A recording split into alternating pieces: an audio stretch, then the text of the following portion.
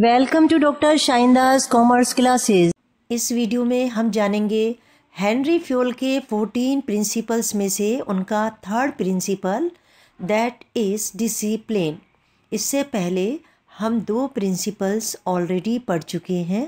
One is division of work and another is authority and responsibility.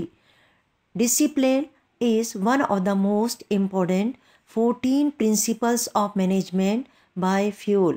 So let's get started. Discipline is essential for any successful work performance. यानी सभी successful performance के लिए discipline ज़रूरी होता है।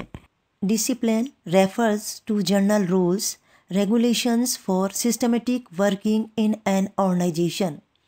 Discipline यानी अनुशासन रेफर्स करता है उन रूल्स और रेगुलेशंस को जो एक ऑर्गेनाइजेशन में सिस्टमेटिक तरीके से वर्क करने के लिए ज़रूरी होते हैं। Fayol considers discipline to mean obedience, respect for authority and observance of established rules. Fayol के अनुसार डिसिप्लिन का मतलब होता है ओबीडियंस यानी आज्ञाकारिता, रेस्पेक्ट फॉर अथॉरिटी अधिकार के लिए सम्मान और स्थापित नियमों का पालन करना। So discipline can be established by providing good supervision at all levels, clearly explaining the rules and implementing a system of reward and punishment. यानी डिसिप्लिन को सभी लेवल्स पर गुड सुपरविज़न प्रोवाइड करके सभी रूल्स को अच्छी तरह समझाकर और रिवार्ड और पनिशमेंट की व्यवस्था को लागू करके स्थापित किया जा सकता है।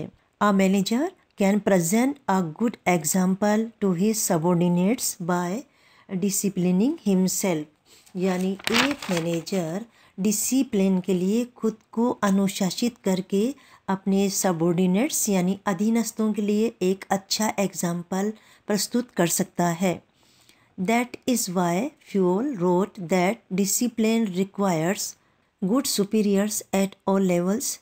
सभी लेवल्स पर, चाहे टॉप लेवल हो, मिडिल हो या लोअर, सभी पर अच्छे सुपीरियर्स होने चाहिए। Agreements with employees as clear and fair as possible. जहाँ तक हो सके एम्प्लॉयज़ के साथ जो भी एग्रीमेंट्स हो वो क्लियर और फेयर होने चाहिए। पेनल्टीज जुडिशली अप्लाइड, यानी जुर्माने को विवेकपूर्ण तरीके से लागू किया जाए। फॉर एग्ज़ाम्पल सलाम एंड कंपनी में जितने भी वर्कर्स हैं वो अपना वर्क बहुत अच्छी तरह से करते हैं, कंपनी के सभी रूल्स को फॉलो करते हैं, टाइम पर वर्क को इफ़ेक्टिवली और एफिशिएंटली करते हैं। On the other hand company के सुपीरियर यानी बॉस भी अपने वर्कर्स के साथ जो भी वादे उन्होंने किए हैं जैसे इंक्रीमेंट, प्रमोशंस एटसेट्रा को टाइम पर पूरा करते हैं। इस प्रकार सलाम एंड कंपनी में डिसिप्लिन का एक अच्छा एग्जाम्पल देखने को मिलता है और इस कंपनी में टारगेट को अचीव किया जा रहा है। हेनरी फ्योल के इस प्रिंसिपल के पॉजिटिव इफ़ेक्ट्स जो हैं वो इस तरह से हैं। Systematic working in the organization, इस प्रिंसिपल का यूज़ करने से ऑर्गेनाइजेशन में सिस्टमेटिक तरीके से वर्क होता है। इम्प्रूव्स एफिशिएंसी, ये प्रिंसिपल वर्कर्स की कुशलता में सुधार लाता है। Consequences of violation of this principle, इस प्रिंसिपल को यदि फॉलो नहीं किया जाता है तो इससे डिसऑर्डर एंड कन्फ्यूज़न यानी अव्यवस्था और भ्रम फैलता है। वेस्टेज ऑफ रिसोर्सेज, साधनों का अपव्यय होता है। डिले इन वर्क, काम में देरी होती है।